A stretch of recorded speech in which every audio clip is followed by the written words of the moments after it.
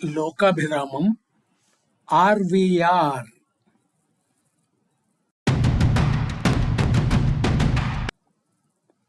నాకు ముగ్గురు ఆర్వీఆర్లతో పరిచయం అయింది. చాలా మంచి పరిచయం అయింది.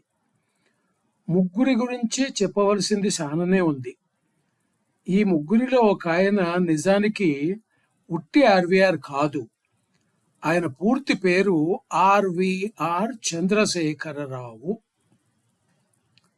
ఆయన గురించి నా బ్లాగ్ లోకాభిరామంలో 2007లోనే రాశాను.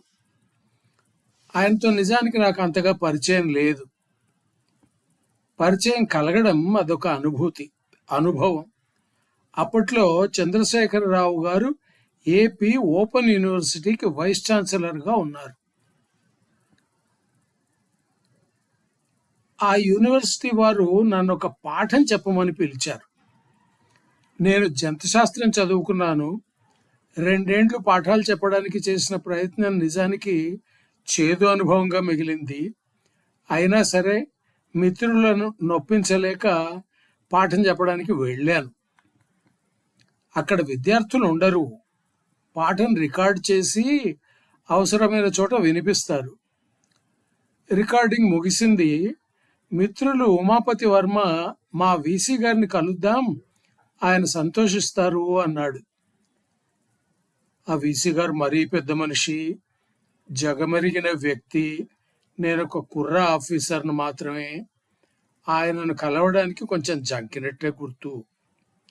ఆశ్చర్యంగా ఆయనకు నా గురించి అప్పటికే తెలుసు. అది పెద్దవాళ్ల పద్ధతి అనిపించింది. మాటల్లో పడ్డాము. వర్మగారు లేరక్కడ. పెద్ద ఆయన నేను ఇద్దరమే మిగిలాము. కాసేపు తర్వాత ఆయన తన టేబుల్ దగ్గర నుంచి కుర్చీలో నుంచి లేచి వచ్చి సోఫాలో కూర్చున్నారు. నేను అక్కడికే చేరాను.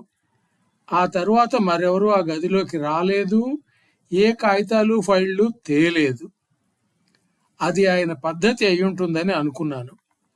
చాలాసేపు మాట్లాడుకున్నాము. చాలా సంగతులు మాట్లాడుకున్నాము.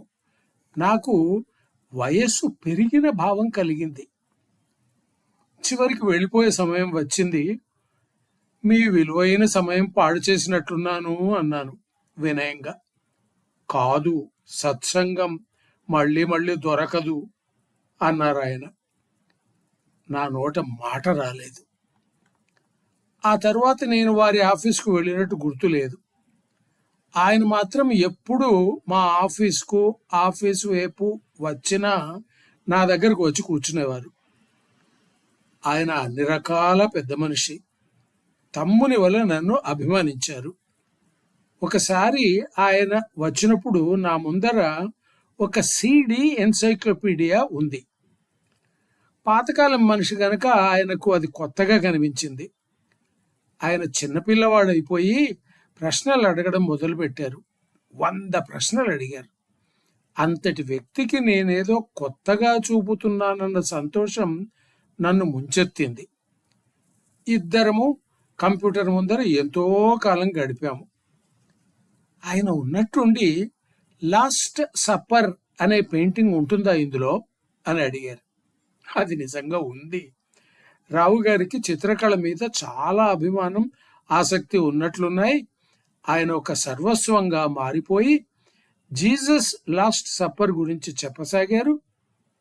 అన్నట్టు ఎన్సైక్లోపీడియా బ్రిటానికాలో ఆంధ్రప్రదేశ్ గురించిన వ్యాసం ఆయన రాశారని నాకు తర్వాత తెలిసింది.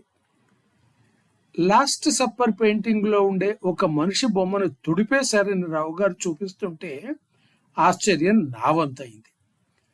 ఆ తర్వాత ఆ విషయం గురించి చాలానే చదివాను.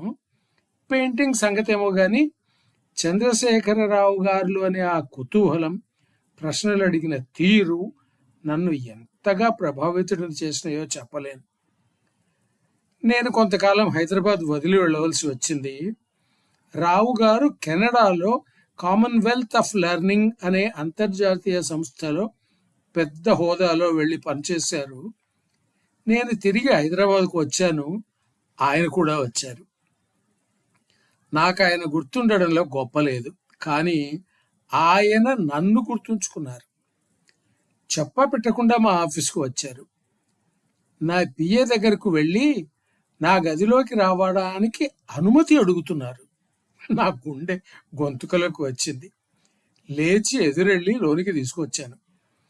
ఆయన అదే ఉత్సాహంతో పిల్లవాని వల్ల ముచ్చట సాగించారు. ఏం చదువుతున్నావు అని అడిగారు. తాము చదువుతున్న పుస్తకం చూపించి, నీవు చదువు, నేను ముగించిన తర్వాత ఇస్తాను అన్నారు.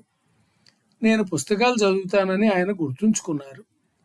అంతటి మహానుభావుడు నన్ను వెతుకుతూ వచ్చినందుకు నాకు కలిగిన భావాలను వర్ణించలేను. తరువాత ఆ లాస్ట్ సబ్బర్ పెయింటింగ్ను మరెక్కడో చూచిన వెంటనే ఆయన గుర్తొచ్చారు. బ్లాగ్ ఎంట్రీ రాశాను. అది చదివి ఆయన విద్యార్థి ఒకరు మంచి కామెంట్ చేశారు. ఇంకా కాలం గడిచింది, నేనే పనికిరాని వాణ్ణి, ఆయన ఎక్కడున్నారని కూడా తెలుసుకునే ప్రయత్నం చెయ్యలేదు అని ఈ వ్యాసం రాసినప్పుడు అనుకున్నాను.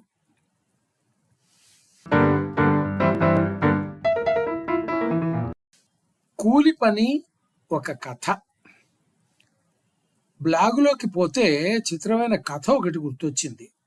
ఆ కథను యానా మారియా అనే అర్జెంటీనా రచయిత్రి రాసింది. కథ ఏమిటంటే, మామూలు మనుషులు మా పనిని గురించి రకరకాలుగా ఆలోచిస్తారు, కానీ మా పని మాత్రం చాలా మామూలు రకం. అది మీరు సినిమాల్లో చూసినట్టు మాత్రం ఉండదు. మా మొదటి అవకాశాలు మాత్రం మాకు బాగా గుర్తుండిపోతాయి.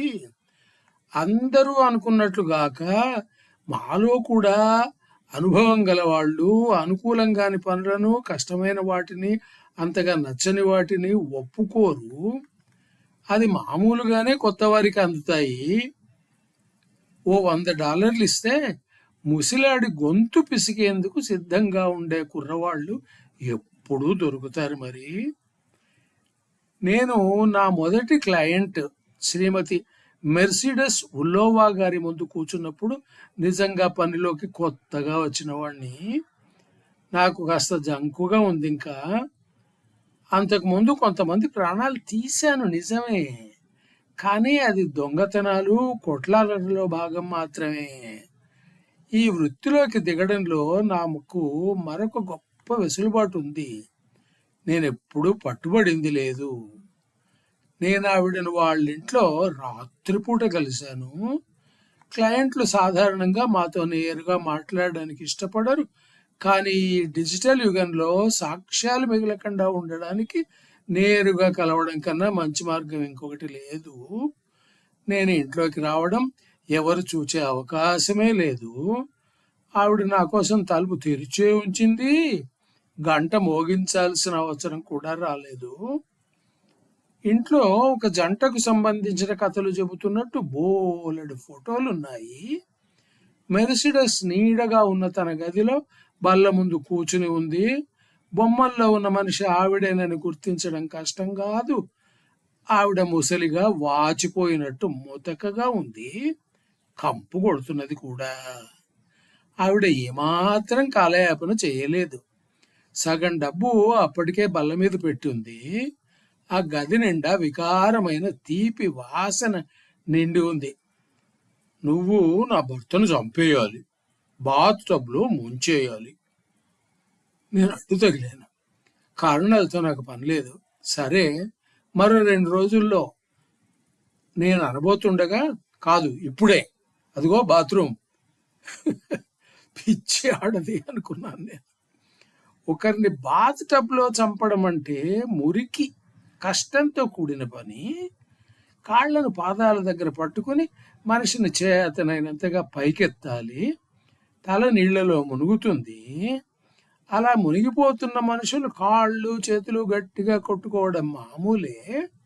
కానీ ఈ మనిషి ముసలతను, నాకు అదే బాధ.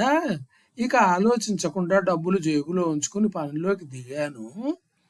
నా అనుమానం మాట అటుంచి పని అలా అలా ముగిసిపోయింది. బయటికి వచ్చేసరికి నా దుస్తులు తడిసి ఉన్నాయి. మిగతా డబ్బులు సిద్ధంగా బల్ల మీద ఉన్నాయి. నేను నా క్లయింట్ కోసం అటు ఇటు చూచాను, కానీ ఆవిడ వెళ్ళిపోయింది. బాత్రూమ్ చప్పుళ్ళు వినదలుచుకోలేదేమో.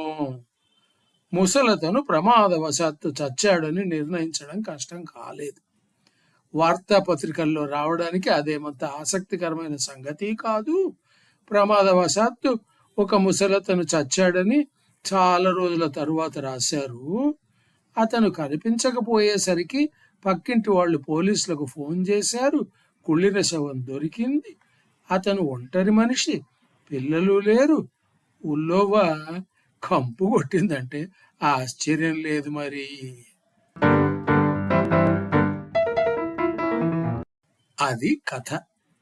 ఇంతకు నాకు ఈ కథ ఎందుకు నచ్చింది, ఎందుకు తెలుగులోకి రాశాను? మీకు నచ్చిందా? నచ్చితే ఎందుకని? చివరకు ఒక కవిత. కఠినతర తర్క వాక్ప్రసంగముల వలన కావ్య నిర్వచనము సేయ పరుగుటెల్లా. కఠినతర వాక్ప్రసంగముల వలన కావ్య నిర్వచనము సేయ పరుగుటెల్లా.